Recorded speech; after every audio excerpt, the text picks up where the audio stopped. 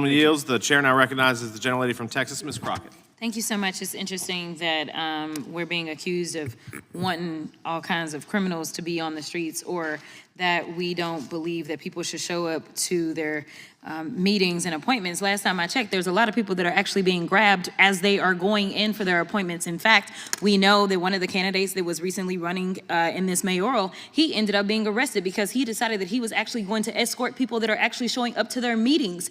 Or we know that the Pope, yes, the Pope himself, decided that the church may need to have people that are going to escort people as they're going into their meetings. Because the reality is that what they are claiming what they want to do versus what they're actually doing, the actions don't match up. And while we are supposed to be talking about visas, somehow we continue to cherry pick and talk about one criminal act and another criminal act. And it is so very interesting to me that, yes, we will say people are xenophobic, because when you start to decide that just because somebody came from another country, they are automatically some kind of criminal, that does sound kind of xenophobic to me, because you are using a paintbrush to paint an entire group of people where the vast majority of them are coming here because they are actually seeking a better life.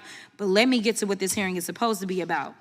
The idea that Trump and my Republican colleagues want to restore integrity and security in the visa process is actually a joke. Let me be clear, integrity is not snatching lawful visa holders off the streets and throwing them into unmarked vans. Integrity is not revoking visas based on social media posts that hurt somebody's little feelings because kids decide that they want to go after Trump or this administration. We have a thing called free speech in this country. And since we're talking about integrity, I'm confused as to why my Republican colleagues aren't talking about the lack of integrity when it comes to the president's family's visas. Let me remind y'all that Melania, the first lady, a model, and when I say model, I'm not talking about Tyra Banks, Cindy Crawford, or Naomi Campbell level, applied for and was given an EB-1 visa. And what that stands for is an Einstein visa. Now, y'all that don't know, let me tell you how you receive an Einstein visa. You're supposed to have some sort of significant achievement, like being awarded a Nobel Peace Prize or a Pulitzer, being an Olympic medalist, or having other sustained extraordinary abilities and success in sciences, arts, education, business, or athletics. Last time I checked, the First Lady had none of those accolades under her belt. It doesn't take an Einstein to see that the math ain't mathin' here. Nevertheless, what Republicans are doing with this reconciliation process, the travel bans and revoking visas, jeopardizes our national security. It threatens our communities, our... Some congressional hearings quietly move through routine discussions. Others explode into moments that dominate headlines. This hearing quickly became the second kind. Representative Jasmine Crockett took the floor and launched into a forceful defense of legal immigration, criticized Republican immigration policies, and ignited controversy by questioning how Melania Trump qualified for an EB-1 visa, often nicknamed the Einstein visa. Her experience, do individuals on J or M visas typically improve or impair our economy?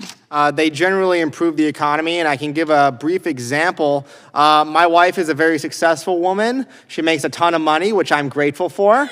And the reason why we're able to do that while having 3 children is because of the au pair visa, somebody who is here on a J, who is here and able to supply this for us. But I also want to defend Melania real quick. Not everybody could marry Donald Trump, and I think that's quite an achievement.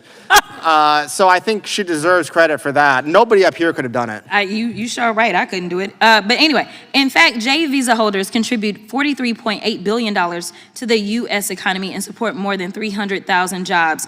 And make no mistake, immigrants improve the health of U.S. citizens too. Despite the fact we already have a doctor shortage, Trump's reckless travel ban and visa overhaul are exacerbating this crisis by impairing hundreds of hospitals with foreign-trained doctors set to do their residencies here in the United States, meaning fewer people will get the help they need and more people will die. Now, let me remind you that Republicans are trying to gut Medicaid. Roughly 4.5 million people receive caregiver services through Medicaid, and most of these folks are in red states. And wouldn't you know that in 2023, Kaiser Family Foundation estimated that almost 30% of long-term care providers or home caretakers were immigrants.